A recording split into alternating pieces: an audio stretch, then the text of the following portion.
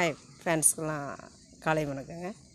வருஷம் வருஷம் happy new year வந்துட்டு தான் இருக்குது. இதில் ஒவ்வொருத்தரும் ஒவ்வொரு மாற்றங்கள் உருவாக வேண்டும், இதுதான் உண்மை.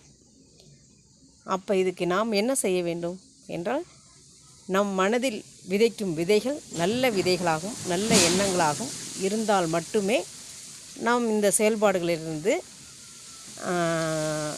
மீண்டும் நல்ல வளர்ச்சிக்கு ஒரு உரமாகும். ஓகே, ஒரு எடுத்துக்காட்டுக்காக இப்போ நம்ம ஒரு செடிகள் வைக்கிறோம், அந்த செடியை சுற்றி புற்கள்லாம் இருக்குது. அந்த புற்களை இருந்தால் அந்த செடியை வளர விடாது. ஓகே, அப்போ யாரிடம் இந்த குற்றங்கள் இருக்குது? அப்போ நம்ம மனசில் கெட்ட எண்ணங்கள் இருந்தால் நம்மளே அரித்து விடும், நம்மளை செயல்பாட்டுக்கு கொண்டு வர முடியாது.